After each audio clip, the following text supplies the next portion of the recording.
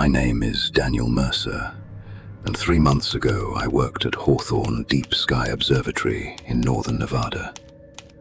We weren't a prestigious facility. We weren't discovering exoplanets or searching for alien civilizations. Our job was simple.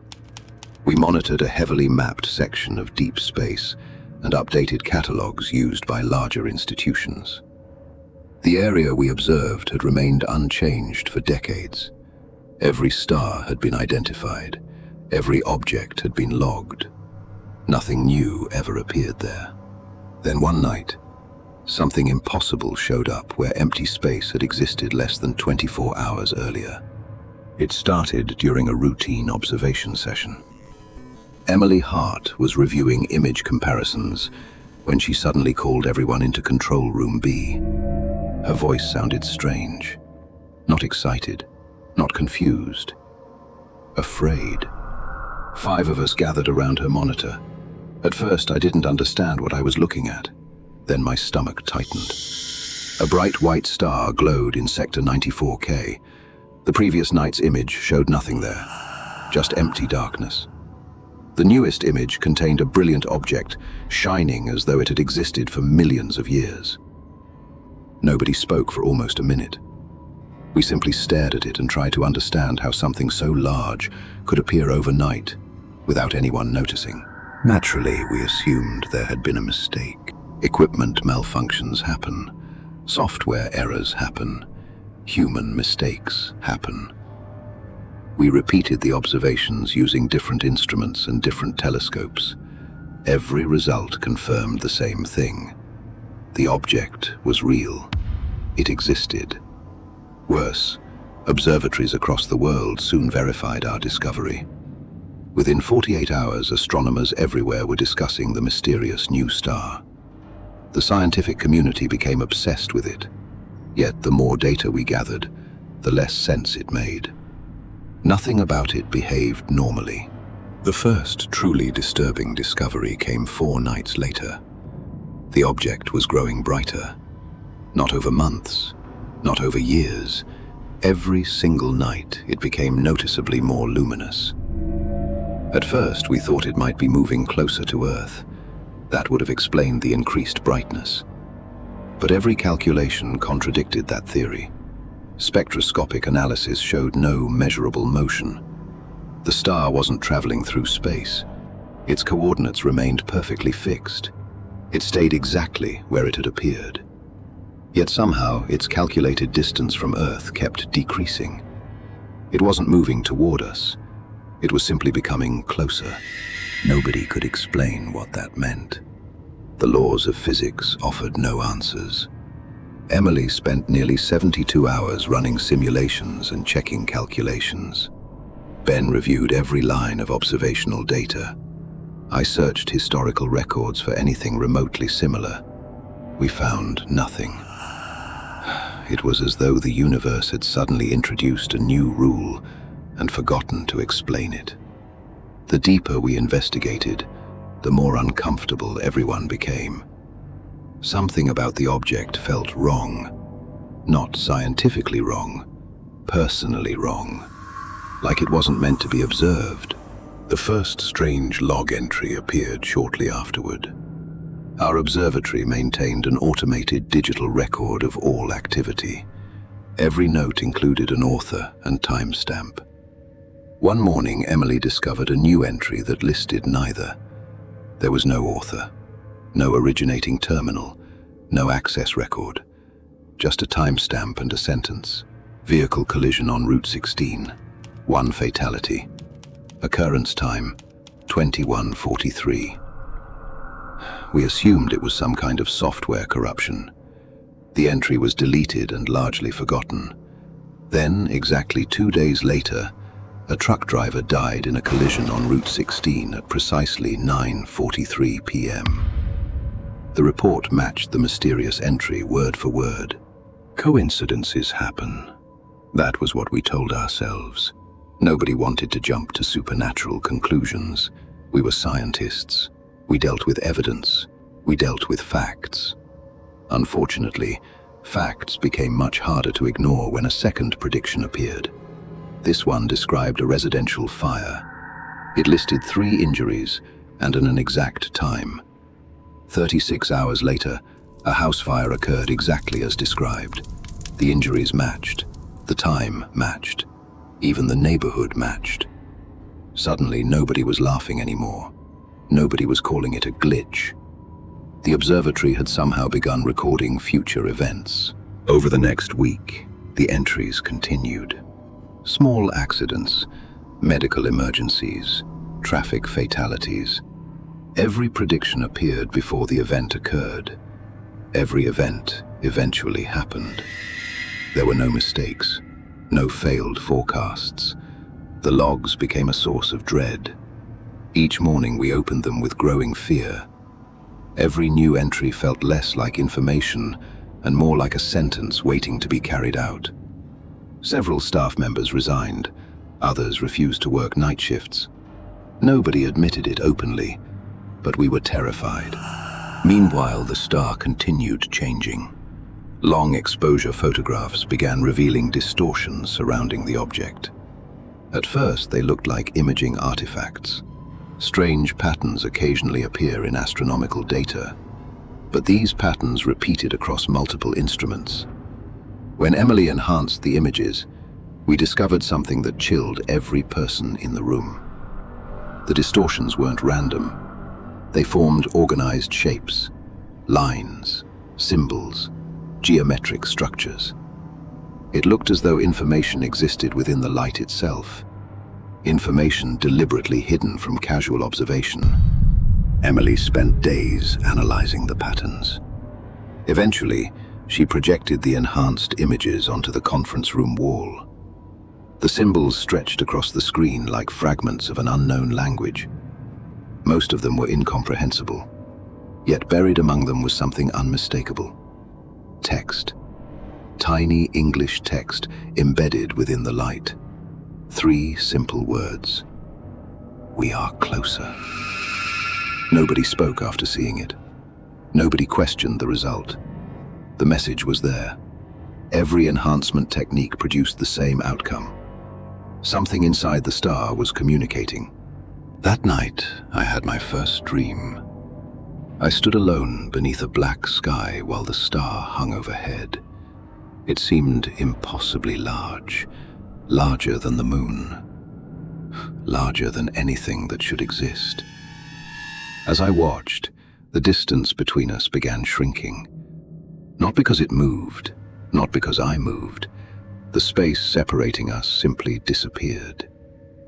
When I woke, I discovered several other team members had experienced nearly identical dreams. The details varied slightly, but the ending remained the same. The star always became closer. The next prediction changed everything.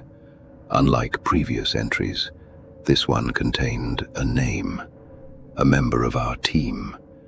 Emily discovered it while reviewing overnight records. I still remember the silence that followed. The entry read, Dr. Emily Hart. Fatal cranial trauma resulting from observatory staircase collapse. Occurrence time, 22:11. Nobody knew what to say. Emily stared at the screen for nearly a minute before forcing an uneasy laugh. She claimed it was nonsense. She claimed the future could be changed. The problem was that every previous prediction had already come true. The following 40 hours were unbearable. Emily refused to go anywhere near the staircases. Maintenance crews inspected every support beam in the building. Engineers reviewed architectural plans. Safety inspectors searched for defects. Nothing appeared unusual. The structure was perfectly sound. As the predicted time approached, all remaining staff gathered in the main control room. Emily sat in the center of the room surrounded by witnesses. If the prediction depended on a staircase, then we would simply keep her away from every staircase in the facility. It seemed like a reasonable plan. At 10:07 p.m., the star suddenly brightened. Every monitor flashed white. Alarm systems activated throughout the observatory. The lights failed. Emergency generators struggled to compensate. Chaos erupted. People shouted. Equipment crashed to the floor. Then a tremendous metallic impact echoed somewhere above us. It sounded like a train collision. Instinctively, everyone rushed toward the noise, including Emily. Before anyone could stop her, she disappeared into the corridor. We followed seconds later. The central staircase had collapsed. Steel supports twisted through the air like broken bones. Concrete chunks covered the floor. Dust filled the hallway. At the bottom of the wreckage lay Emily, motionless. Blood pooled beneath her head. The digital wall clock nearby displayed 22:11, exactly the time listed in the prediction. For several seconds, nobody moved. Nobody spoke. The future had happened exactly as recorded. Whatever force controlled the observatory logs had claimed another victim. After Emily's death, the atmosphere inside Hawthorne changed completely. Scientific curiosity vanished. Fear replaced it. Most staff resigned within days. The remaining researchers worked in near silence. Nobody wanted to discuss the predictions. Nobody wanted to discuss the star. Yet both continued growing more disturbing. The object became visible to amateur astronomers across the world. News outlets covered the phenomenon daily. Millions of people looked at it every night. None of them understood what they were seeing. Then Ben made a discovery that shattered our remaining assumptions. While reviewing archived sky surveys, he noticed a faint distortion occupying the same coordinates as the star. The anomaly appeared in photographs dating back 50 years. It was almost invisible, but it was there. The object had not suddenly appeared. Something had always existed in that location. We simply couldn't perceive it before. The realization terrified us. We weren't witnessing the arrival of something new. We were witnessing the revelation of something ancient. Additional messages began appearing inside the enhanced images. Most remained impossible to decipher. Others repeated the same phrase over and over. Closer, closer, closer. The word appeared thousands of times across dozens of photographs. It looked less like communication and more like a countdown. Every night, the star grew brighter. Every night, its estimated distance decreased. Every night, the feeling of being watched intensified.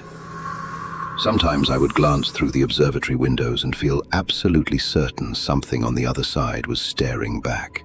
The final log entry appeared 6 days after Emily's death. I discovered it alone during an overnight shift. The notification appeared on my monitor shortly after midnight. My stomach immediately tightened. I already knew what I would find. The entry read, Daniel Mercer, Observation Chamber 3, time 1:14. Subject enters voluntarily.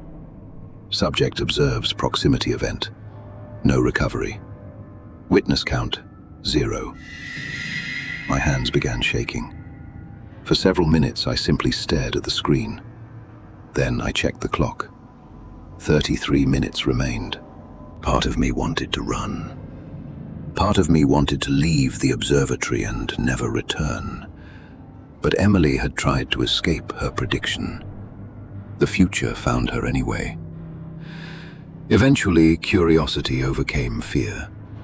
At 12:58 a.m., I began walking toward Observation Chamber 3. The facility felt unnaturally quiet. Empty hallways stretched into darkness. Every sound seemed distant. Every shadow seemed alive. When I finally entered the chamber, I discovered the telescope already aligned toward the star. Nobody had configured it.